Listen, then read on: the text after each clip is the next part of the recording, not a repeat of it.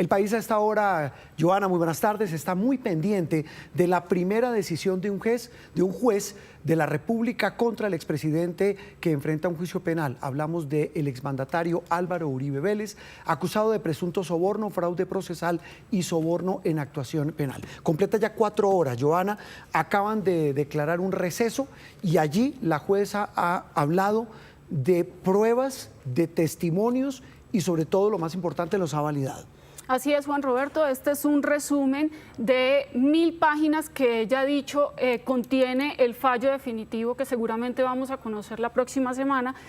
Por ahora lo que ha dicho la jueza ha validado interceptaciones telefónicas, ha validado las grabaciones tomadas por un testigo clave que es Juan Guillermo Monsalve, grabaciones hechas en la cárcel La Picota con un reloj espía. Alrededor también de este testigo, Juan Roberto, le ha dado plena credibilidad. Sí, señora, a las 12:32 minutos nuestros periodistas están listos para entregarnos cada detalle de este juicio histórico, considerado para muchos, y que tiene como sede un juzgado en la sede de Palo Quemado en Bogotá. También nuestros analistas, también Catalina Vargas, que hace parte del equipo judicial, va a estar con nosotros en esta edición especial de Noticias Caracol. Y vamos a arrancar con la férrea defensa que ha hecho la jueza Sandra Heredia de su función. Lo hizo al comienzo de esta lectura de este sentido del fallo en contra del expresidente Uribe. La justicia no se arrodilla ante el poder.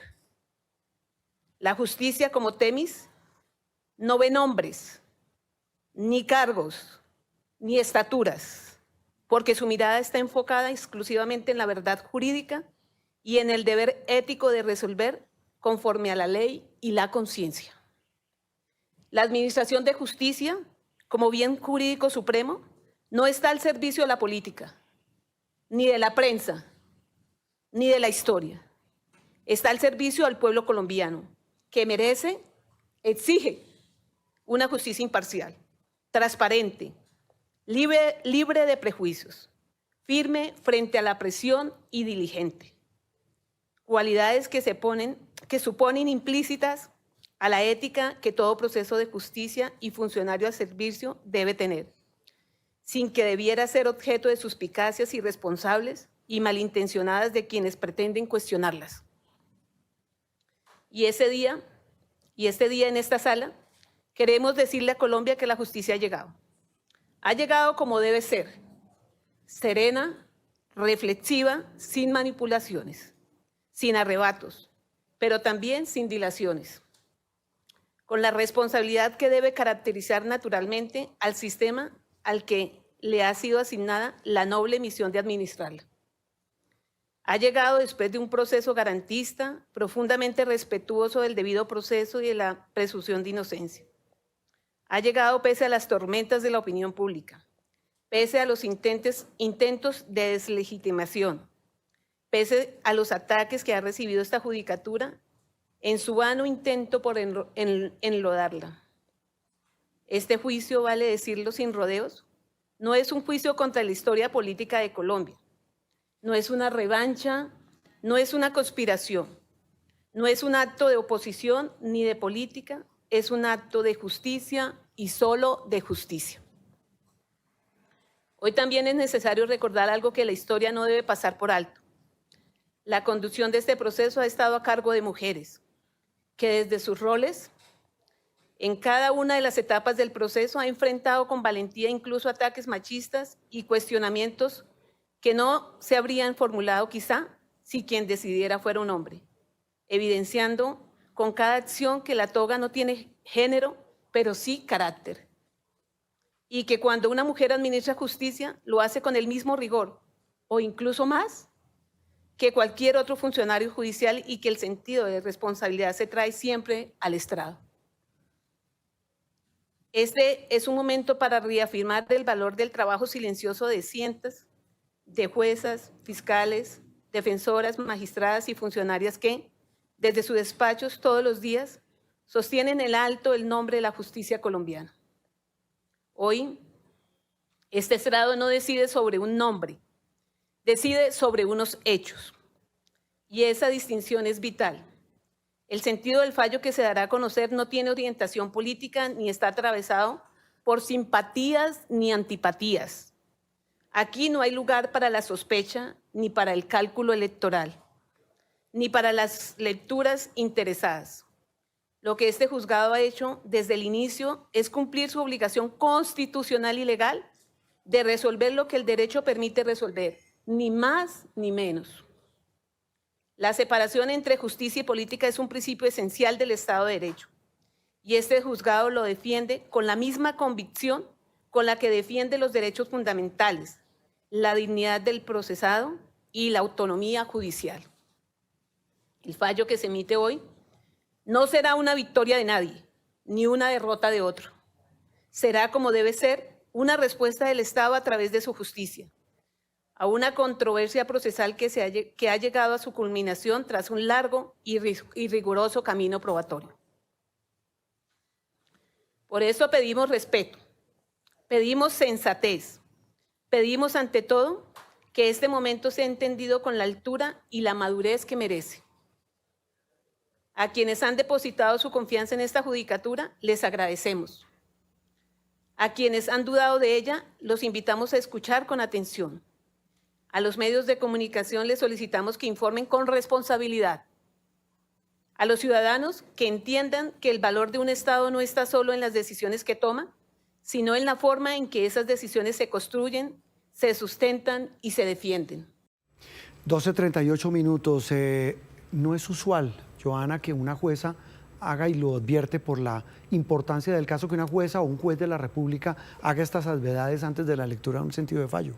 No es usual, pero también estamos en un caso que es inédito en la historia reciente del país, y así lo ha hecho y lo ha dejado ver la jueza 44 de conocimiento de Bogotá. Sí, Catalina, después de este manifiesto leído por la jueza, arrancó, digamos, con la, como decía Johanna, con la pepa del proceso, leyendo cada una de las consideraciones. La primera, el valor de las interceptaciones hechas por error y las otras de manera intencional al teléfono del expresidente Uribe.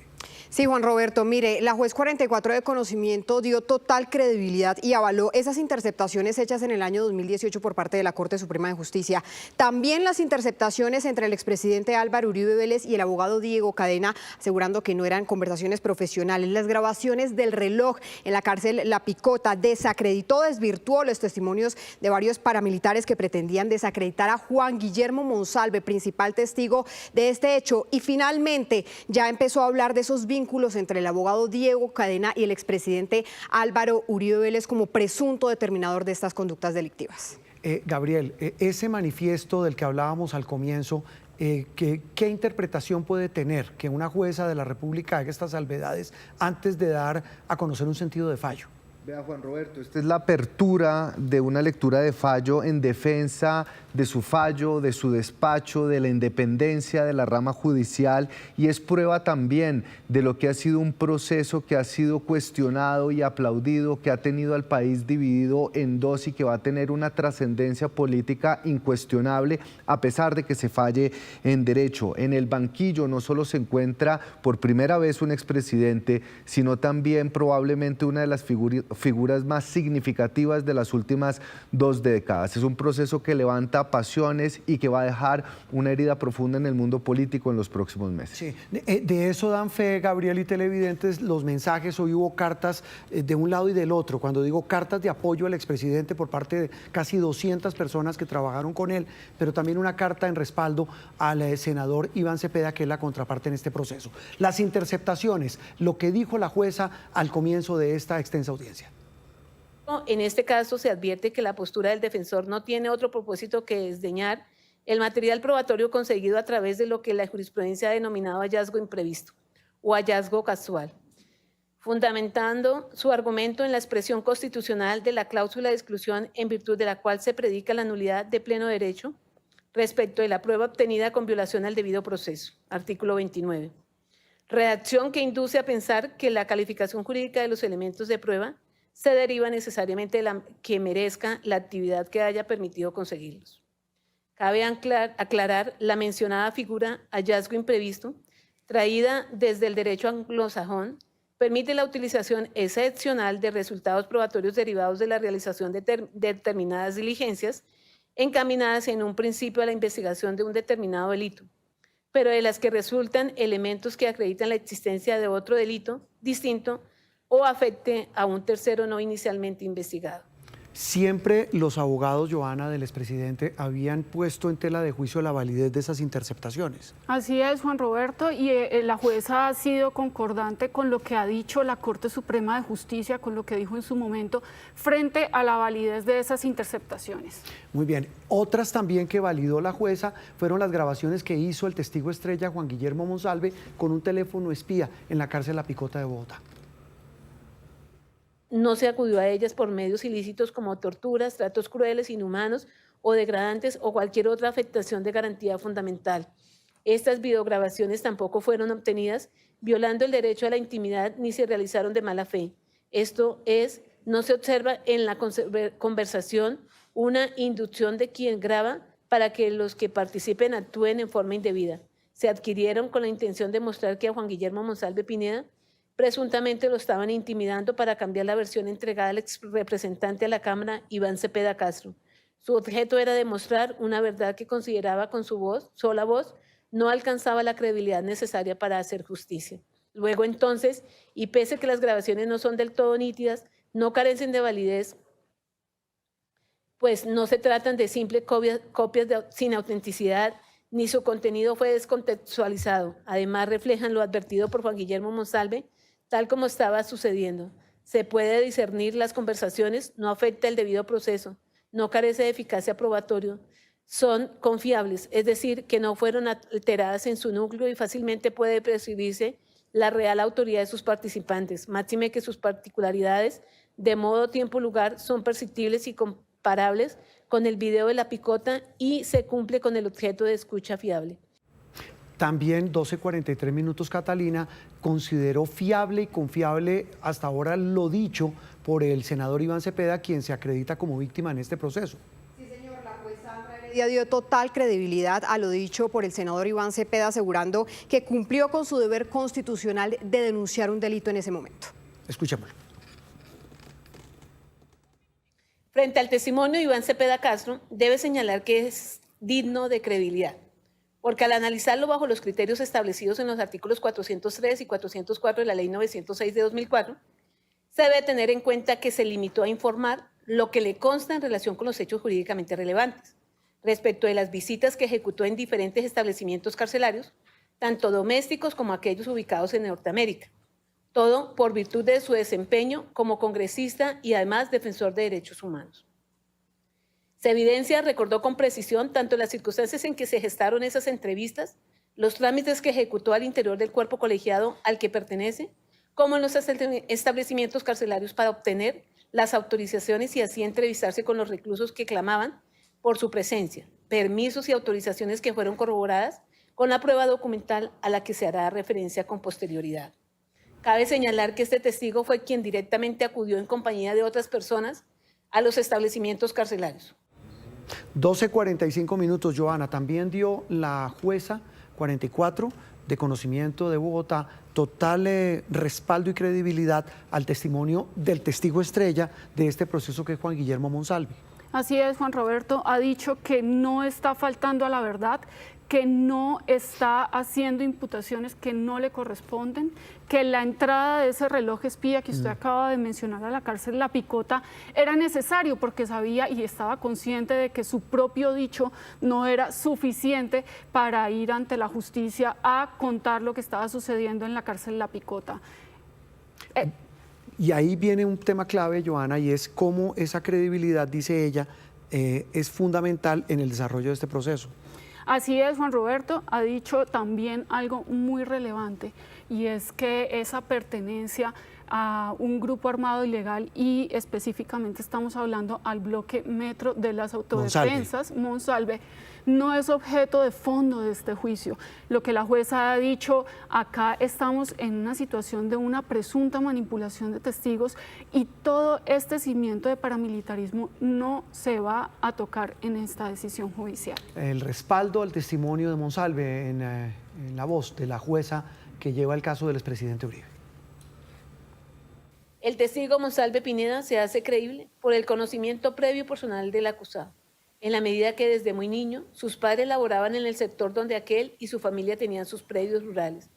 Especialmente su progenitor se desempeñó por mucho tiempo como encargado de la finca Las Guacharacas, cuando era propiedad del procesado y su familia, explicando con lujo de detalles la actividad que allí desarrollaban, los trabajos en que su primera infancia ejecutó, las personas que los contrataban, como también los problemas de seguridad que en virtud de la violencia ampliamente conocida hubo de enfrentar al lado de su linaje.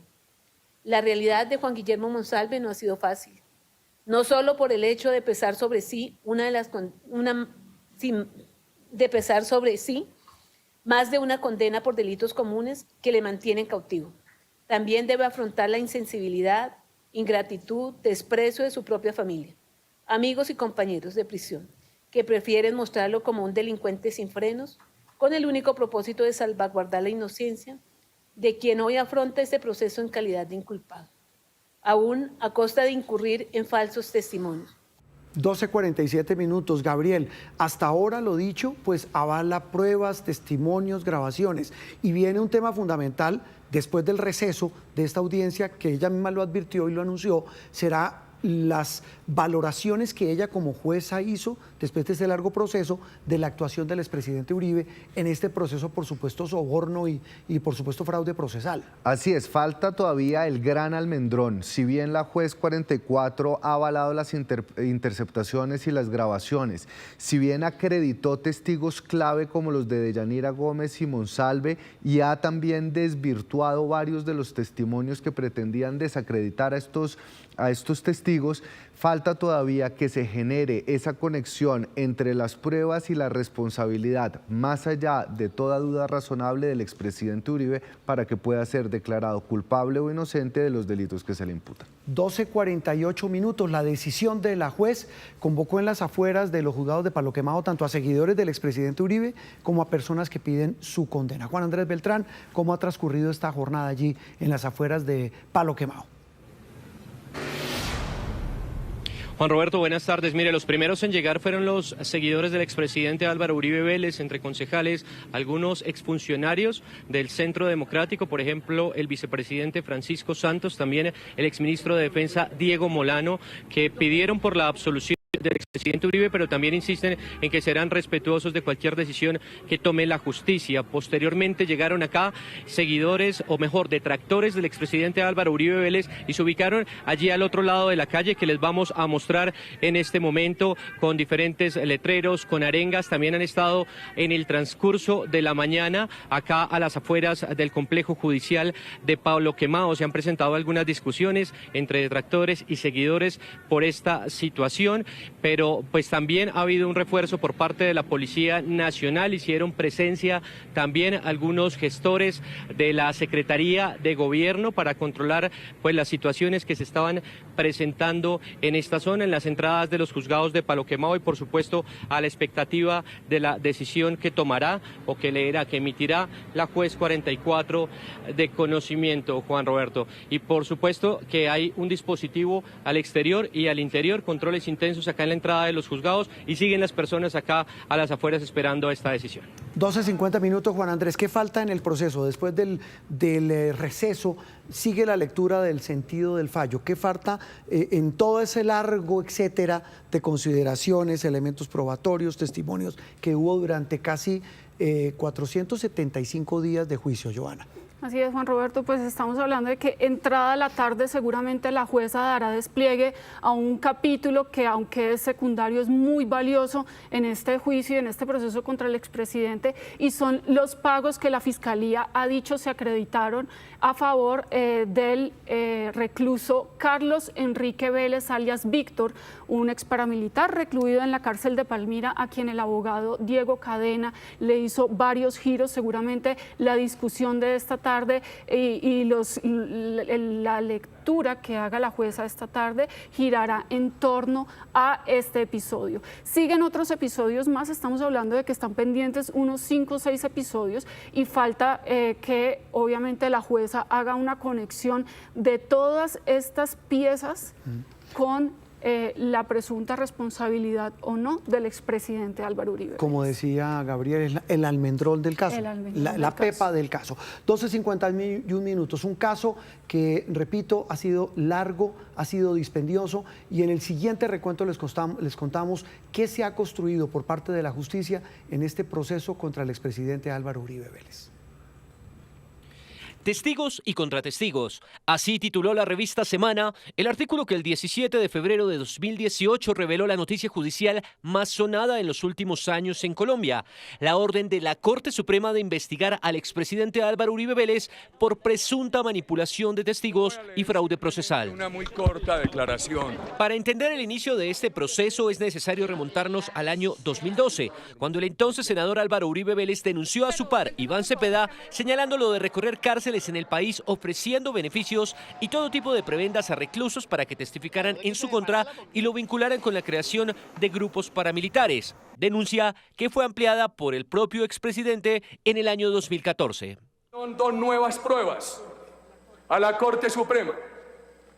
Dos testigos que están en la cárcel, uno dice que lo que le interesaba a Cepeda era que yo le sirviera como testigo en un caso donde me dejara grabar una entrevista.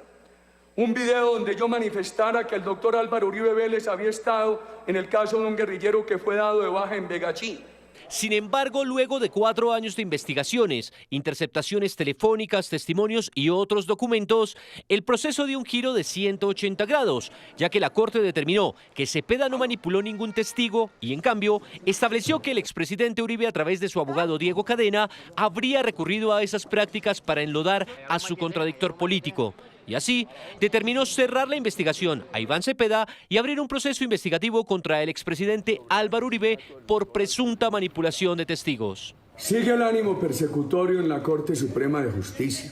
Pido a los colombianos presos que conozcan manipulaciones del senador Cepeda, que se atrevan a denunciar. Por primera vez, hasta donde tenemos conocimiento, el senador y expresidente Álvaro Uribe y su hermano Santiago no aparecen siendo objeto de acusaciones de terceros o de documentos de otro tipo, sino en el cual aparecen actuando a través de estas interceptaciones en hechos que para nuestra opinión y análisis son evidentemente actos delictivos. La investigación siguió su curso y tras 1 año y 8 meses de recusaciones y otras maniobras judiciales de ambas partes en el proceso, el 8 de octubre de 2019, el expresidente rindió indagatoria ante la Corte Suprema de Justicia. El doctor Granados, que lo dejen entrar, Juan Felipe. Ese día la comparecencia de Uribe ante la justicia hizo eco en las calles de distintas partes del país por cuenta de detractores y seguidores del expresidente. El efecto de la diligencia generó un choque incluso entre las cabezas del Ejecutivo y el Poder Judicial. He tenido la ocasión de conocer en la vida a Álvaro Uribe Vélez y tengo claro que es una persona que ha entregado su vida a servirle a Colombia. Ninguna presión, manifestación o protesta pública influirá en las decisiones que están obligados a tomar los magistrados en ejercicio de su función. 10 meses después, en agosto de 2020, cuando la Corte Suprema estaba a puertas de definir si le dictaban medida de aseguramiento, la rama judicial exigió respeto. El sistema judicial, como componente esencial del Estado de Derecho, debe ser respetado en su integridad. Las providencias judiciales tienen instancias legales para ser controvertidas. De ahí que sean inaceptables descalificaciones a decisiones judiciales por adoptar y sin que aún se conozca su contenido, sentido o alcance. El 4 de agosto de 2020, el mismo expresidente Álvaro Uribe le contó al país a través de su cuenta de Twitter que habían ordenado su detención.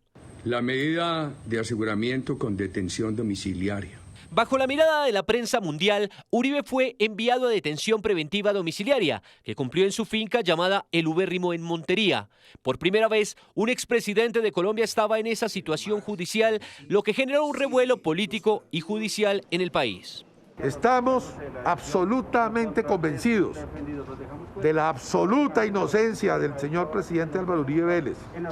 Seguiremos trabajando con mi equipo de manera incansable hasta que se sepa la verdad y cese esta terrible injusticia.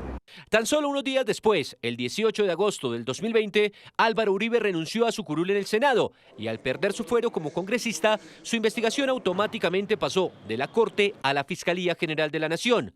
Y en octubre de ese mismo año, Uribe recuperó su libertad. Se dispondrá la libertad inmediata del doctor Álvaro Uribe Vélez. Soy sobreviviente por la protección de Dios, de la Santísima Virgen y de los soldados y policías de Colombia. Razón poderosa para sentir que el reposo, la resignación no hacen parte de mis opciones. Ya en la justicia ordinaria bajo la Fiscalía de Francisco Barbosa, entre los años 2021 y 2023, 2 fiscales solicitaron cerrar el caso argumentando que no existían pruebas suficientes de una participación directa de Uribe en la presunta manipulación de testigos, pero 2 jueces diferentes negaron esas solicitudes. Resulta claro para el despacho que sí existe una hipótesis posible acerca de la materialidad del delito de soborno en la actuación penal. En abril de 2024, tras el cambio de cúpula en la Fiscalía, el proceso se reactivó y con él gran parte del material probatorio consignado en el extenso expediente que había adelantado la Corte Suprema. El juicio oral inició casi un año después, el 6 de febrero de 2025, y Uribe pasó al banquillo de los acusados en los juzgados de Palo Quemado en calidad de imputado. Nunca hice directamente ni a través del doctor Diego Cadena ofertas, menos para mentir. 67 audiencias después, donde desfilaron más de 90 testigos y ambas partes creen que sus pruebas presentadas les dan la razón, finalizó el juicio oral. A solicitar de manera clara y firme un sentido de fallo condenatorio contra el ciudadano Álvaro Uribe Vélez en su calidad de determinador. Señora juez, he procurado decirle lo que dicta mi corazón. Yo le pido a usted que me absuelva. Este lunes la jueza dará su veredicto frente al denominado proceso del siglo en Colombia. 2 de la tarde, 50 minutos. Estamos ya completando hora y media de haber regresado después del receso de la lectura que hace la jueza 44 de conocimiento de Bogotá del sentido del fallo en el proceso al expresidente Álvaro Uribe. Digo que es una hora y media, Johanna, y televidentes de retorno, en donde ha hablado de pruebas, testimonios, validaciones, derrumbe de argumentos que la defensa del expresidente había presentado en este largo juicio que tuvo que ver ella en conocimiento en su despacho. Así es, Juan Roberto, dentro de lo que ella ha recapitulado hay una primera conclusión parcial, y es que la jueza dice que la aproximación al testigo Juan Guillermo Monsalve no vino porque se buscó desde la picota, como ha dicho la defensa. Esto es muy relevante porque recordemos que precisamente este es uno de los temas de fondo frente a... O sea, no fue iniciativa de Monsalve, como decía la defensa del expresidente. No fue iniciativa de Monsalve, sino que hay una serie de mensajeros que ella ha venido recapitulando uno a uno que tenían ese interés de conseguir esta reunión con el abogado Diego Cadena. Mensajeros, entre otros, Catalina, como casi nada, un excongresista del Centro Democrático y hoy magistrado del Consejo Nacional Electoral, Álvaro Hernán Prada. Sí, señor. Álvaro Hernán Prada. Señala la juez que la actuación de Prada se evidencia un interés por obtener esos supuestos videos de alias Caliche, en donde supuestamente Juan Guillermo Monsalve iba a hacer esa retractación. Habla de que se excluye la pasividad alegada por parte de la defensa y también del mismo Álvaro Hernán Prada, lo cual quedó prácticamente derribado este argumento en esta audiencia. Sí, señor. Gabriel, si uno se atiene, como lo hemos hecho a lo largo de esta transmisión especial, a los hechos que ha presentado la jueza, en este momento, ¿en qué etapa estamos? Y no hay que sacar conclusiones. Aquí es imposible aventurarnos a decir, mire, el sentido va a ser en una dirección o en otra.